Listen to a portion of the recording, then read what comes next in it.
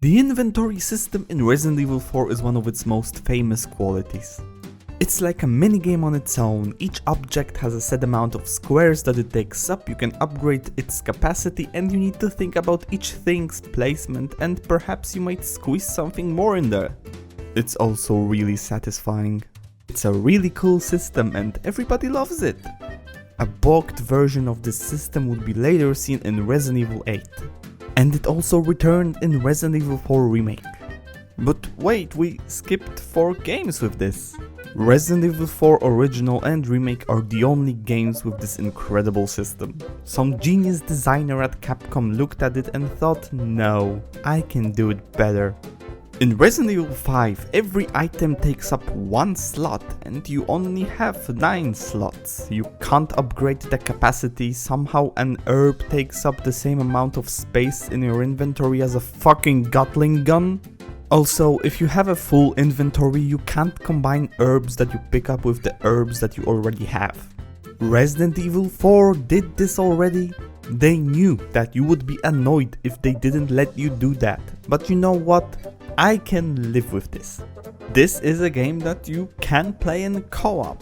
And your AI partner's inventory is basically yours.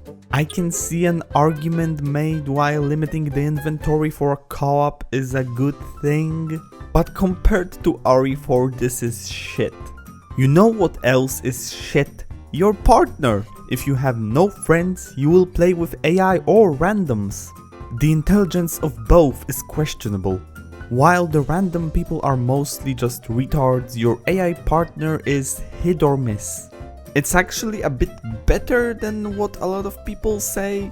You know, they do the shooty, heal you when you're around a quarter of your health, they save you when you're dying, they are mostly fine.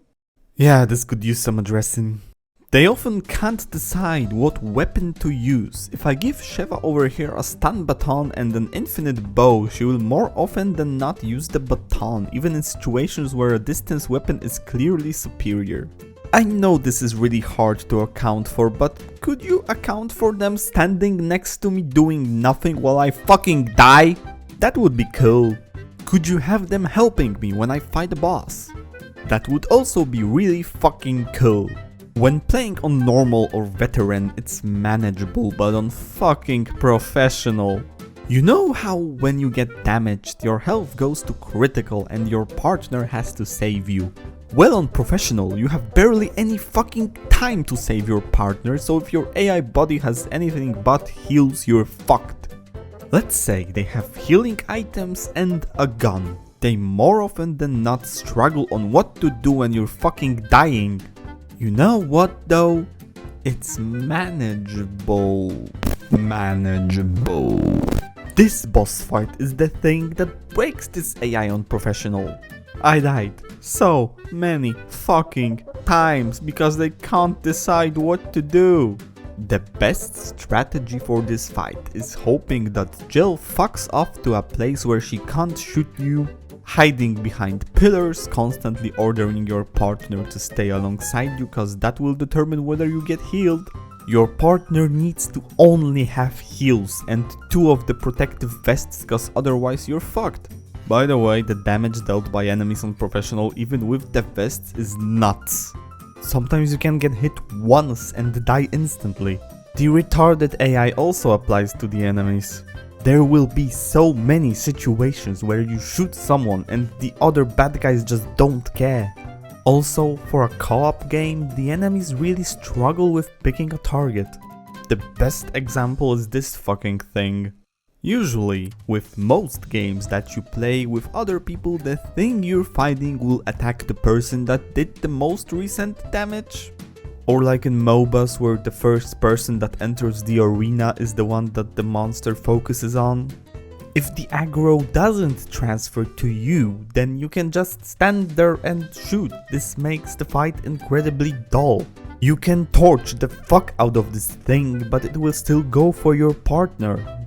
Also, if you're making a boss fight, make sure to tell us when the boss gets damaged. The fight is incredibly confusing for so many people, including me for the first time. Yes, you can kill it with just bullets. You don't need to fuck around with this stupid flamethrower. The boss fights in this game overall are just what the fuck ever. Let's look at the other ones. First Ouroboros fight, stun it and burn it in the furnace. That's alright. I mean, this thing can't fucking touch you at walking speed, so ugh. What's next? Poor man's El Gigante, ugh. You could have seriously just copied El Gigante from RE4 and put him here and it would be way more fun. One word to describe them all would be dull. I mean, mechanically there is nothing wrong with this, it works, it's just really fucking lame and bullet spongy. Irving's alright, we get those turrets and he exposes his human body right to us, and why does Ouroboros turn him into a giant fish? The spider crab is kinda cool, you can throw grenades in his mouth if you have them, it also sends mosquitoes after you, alright. The spider crab sends mosquitoes. Okay.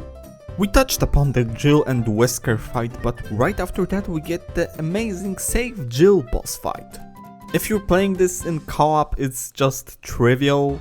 It's just a constant spam to the point where my hands started hurting when I played on professional. It's a bit better when you play as Chris, cause you can press X to beg and that will make Jill stand in a place and the breast mind control thing will go crazy. Playing this section as Sheva is miserable. You have to rely on your AI partner pressing X to beg and restraining her. I mean, at least I have a lot more to talk about with this one than the other bosses. I will give you this. It's definitely unique and there is a good idea here. I think that the remake should change this into a sort of first Krauser vs Leon from the remake. The music is really cool though.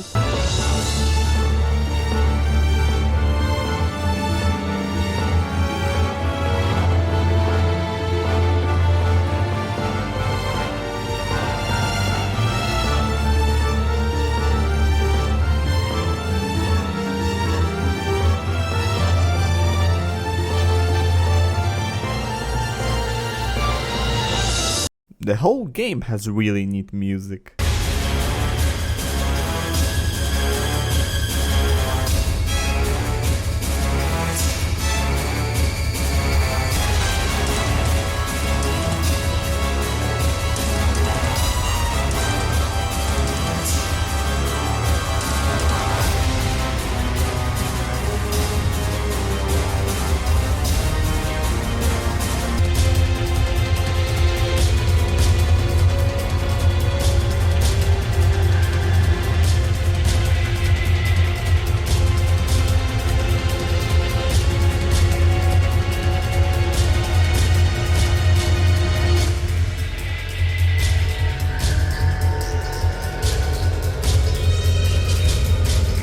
That's great. Oh yeah, there's more bosses. Excella is shit. Satellite laser. We just might have a chance. The targeting device is on the roof. Come on, there's no time to lose. Fuck off. She constantly sends little pieces of shit that damage you. The laser seems to be working worse than the regular bullets, and this big ass monster can only send little dudes or swing its testicle at you. Fuck off. Now we are here. Saturation Man, he's terrible. It really seems like they ran out of time when they made this fight. Did you know you don't need to punch the boulder? If you stagger and damage him enough, he will go down right here. You need quite a bit of luck, but it's possible. If Sheva goes over the chasm and Chris punches the boulder before Wesker jumps to Sheva, then he bugs out and you can't stagger him. Oh, and one hit from him and he instantly kills you. But if you do everything correctly as the game wants you to, you will fight him right here. Now, no matter what difficulty you are on, if you have ammo, he can't do shit. He can sometimes send little explodey balls that might hurt you, but that's a rarity. You probably noticed that everyone always talks about the funny saturation man and not the boss fight itself. This game is at its best when you're fighting dudes in the city or the remote villages. The further we go, the worse it gets. Granted, that could be said about most RE games. The lab in RE1 and RE2 and fucking shitty cock-sucking RE3. The island in Resident Evil 4, the fucking tanker in Resident Evil 5 and Resident Evil 7. Resident Evil 6 had like 4 campaigns, so fuck it. What the fuck even happened in Resident Evil 8? Oh god, the Miranda fight. Every location in this game was shit, so it's not even a contender. Maybe it's a bit harsh, but Resident Evil 8 sucks and Resident Evil 5 has a lot of wasted potential, and maybe if the team behind RE2 and RE4 remakes gets it, then maybe we get a truly great game? Like, why doesn't this game have the merchant? We just have a lame store. I know this is categorically the same, but the merchant added so much charm to Resident Evil 4 and it would be really cool if he was here. It's really odd that they didn't put him in the first place since he was so beloved. Why did they change the treasure system from Resident Evil 4? Sure, that system wasn't exactly deep, but it was cool. Why are rocket launchers still so fucking cheap? They need to be more expensive. They are essentially a quick boss skip, and you can easily get them in your first playthrough. Resident Evil 4 Remake even made that mistake. Why are the contextual attacks worthless here? Have you ever actually used them in Resident Evil 5 because you needed to? Or because it was useful? Sure, this is even much more of an action game than Resident Evil 4, but you had a great system. This is the best and smoothest iteration of the so-called tank controls, so it would have been really cool. A lot of things could have been really cool, but they weren't. This being Resident Evil, we should also touch upon the incredible writing. Everyone remembers funny Wesker at the end, but that's the last 10 minutes of the game, and... 7 minutes. 7 minutes is all I can spare to play with you. In chapter 5-3. Other than that, it's kinda lame. Sheva's fine, her actress seems really cool, but she described this scene as sweet? That's not really the word I'd use. Chris is kinda boring, Jill is barely ever here, Josh is there. There are bits here that could be enhanced by a remake. Like I said, the saving Jill fight is shit, but Roger Craig Smith's acting and the music gives off an idea of a great moment. By the way, fun fact, the mocap for Chris was done by Dante himself, Ruben Langdon, so that's cool. I wish Dante's personality rubbed off on Chris, but that's wishful thinking. Apparently Jill's voice actress was a Power Ranger and a firefighter? Talk about being overqualified. I'm really hoping for a Louise situation for this game. Now what do I mean by that? In original Resident Evil 4, Louise is fucking weird. You meet him, he has the ballistics line. Well, I see that the president's equipped his daughter with ballistics too.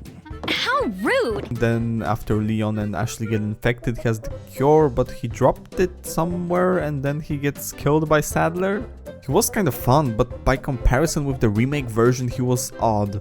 In Resident Evil 4 Remake, his character was greatly enhanced. We now spend a lot more time with him and we learn about his involvement with Umbrella and the village. He doesn't drop the fucking cure somewhere.